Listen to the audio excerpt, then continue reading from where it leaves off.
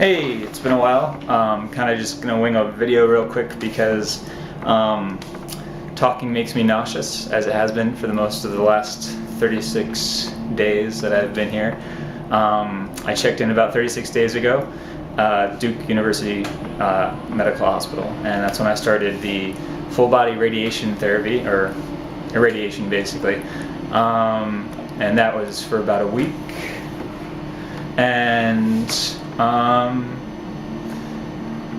yeah, more or less straight from the get-go, it was a challenge and a trial, mostly just due to the nausea. I mean, I guess there's a couple of nausea medications that they commonly use that I react poorly to, thanks to the unique snowflake of my body.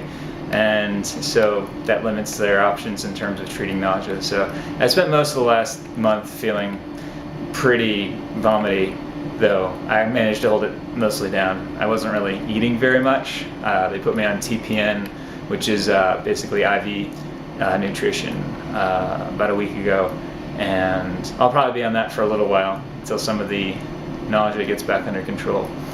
But they're kicking me out today, so that's good to step up.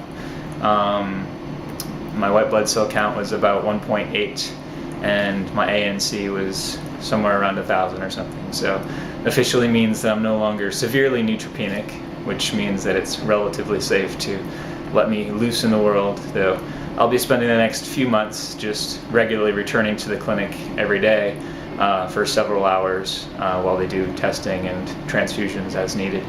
I'm about to get a lesson. I'm checking the door just because I sometimes think I'm hearing people about to enter.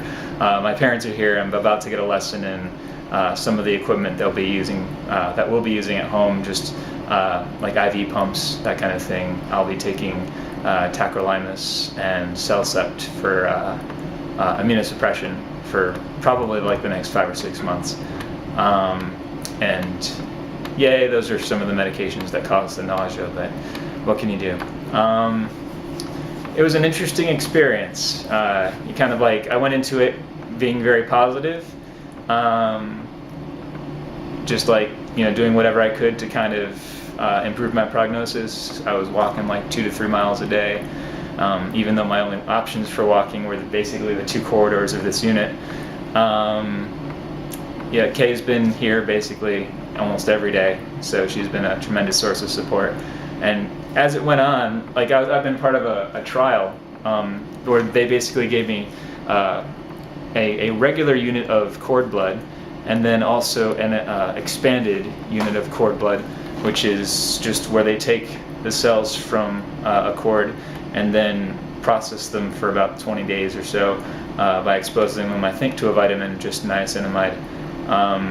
And it causes them to proliferate, and supposedly that helps engraftment times go down. It looks like in my case it didn't, that particular cord didn't actually win out in the struggle. They put both cords in you at once and kind of see which one takes.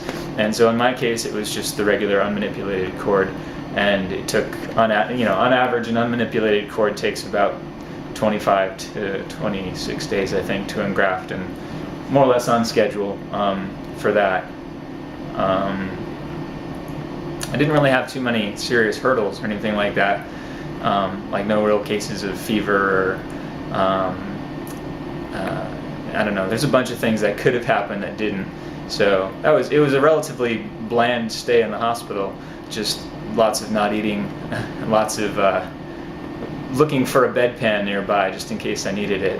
Other than that, it was a boring time. Unfortunately, I couldn't even really bring myself to work, which I was hoping to be able to do while I was here, but while you're kind of like focusing on not vomiting, the idea of work becomes more difficult. And that's why I haven't actually gotten back to many people who've messaged me through voicemail and Facebook and email. It's just actually just talking up until like today was really kind of too much for me. Just other than in short bursts, it was making me pretty nauseous, and I was really disinclined to to do anything that was really going to have me dwelling on what I was already living through. So now that I am headed to basically a temporary apartment for the next few months, I'll be sharing the close quarters with my dearest mom and dad, who will be my caregivers for the next couple of months, transporting me to and fro and checking my temperature and doing basically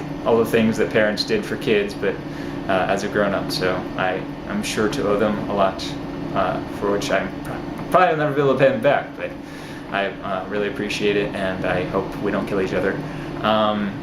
It'll be probably, hopefully, cross my fingers, a boring couple of months just staying there, kind of weaning off some of these medications. Yeah, that's basically it. Alright, are we ready for the presentation? I am. Okay. Well, I'm going to say goodbye then. That was the update. I was recording an update. It's not done yet. You can say something if you want. I am so excited that Ryan's finally going home. I am so excited. I feel like we turned it. You're excited to live together I am. again? I am. In an apartment? Yeah. I have no hesitation. We'll see how this goes.